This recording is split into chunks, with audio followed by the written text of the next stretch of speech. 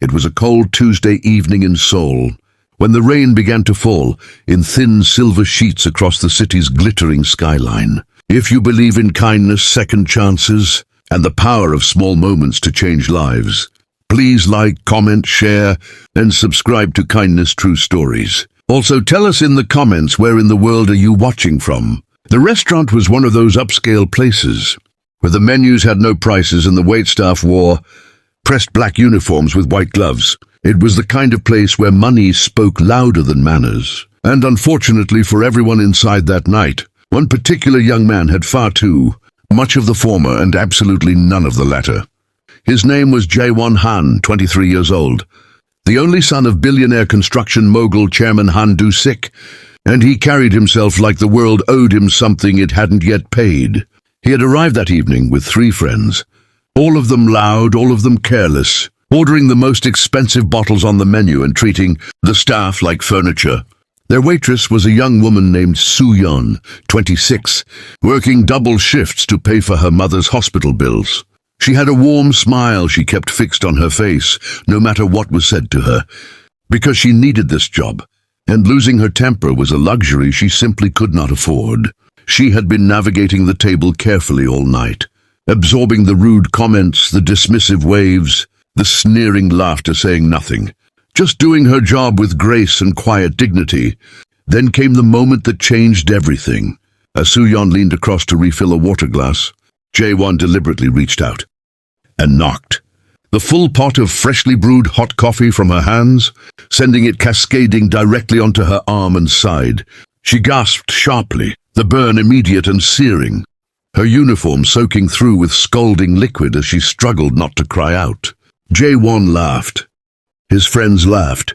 He looked at her with cold, bored eyes and said, "Watch where you're going. My suit better not be stained."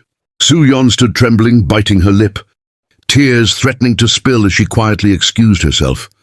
The rest of the restaurant had gone still, but Jae-won noticed none of it, because Jae-won never noticed anything that wasn't a reflection of himself. What he also did not notice, seated 2 tables directly behind him in a private corner booth, was a man named Kang Tae-jin. Kang Tae-jin was 61 years old, silver-haired, dressed in a simple dark suit with no flashy accessories, no loud jewelry, nothing that would draw attention. To anyone who didn't know better, he looked like a retired school teacher. To everyone in Seoul's underworld, he was the most respected and feared figure in the Korean organized crime network. A man who had built his empire, not on cruelty, alone but on a strict personal code that demanded respect for the innocent and punishment for the arrogant. Beside his chair sat Rex, his massive trained Belgian Malinois, calm and alert, his amber eyes fixed now on the young man, who had just burned a young woman and laughed about it. Kang Tae-jin had been watching the entire scene unfold. He set down his tea slowly. He did not raise his voice. He did not move dramatically. He simply nodded once to the man seated across from him, a signal understood immediately. Within minutes, quiet conversations happened in quiet corners.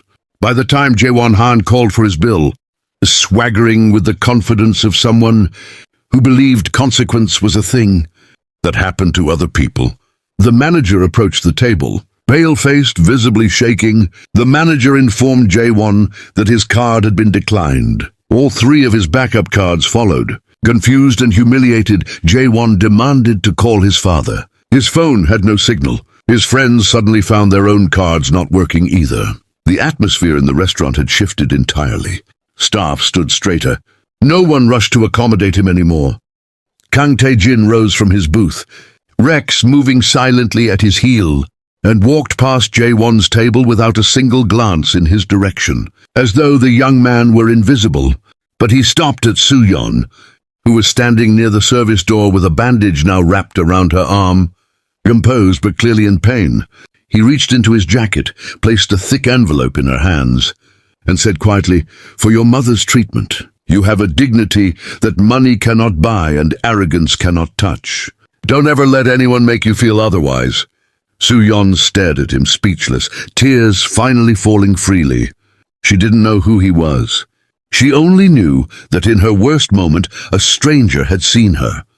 That night, Chairman Han Dusik received a phone call that made him go completely silent for 4 full minutes. By the following morning, Jae Won-han had personally appeared at the restaurant with a formal apology letter, full compensation for Soo-yeon's medical bills, and an expression on his face that suggested for the first time in his life he had genuinely understood that his father's money had edges, and beyond those edges, the world operated by entirely different rules. Soo-yeon accepted the apology with the same quiet grace she had shown all night. She returned to work the next evening. Same warm smile, same steady hands.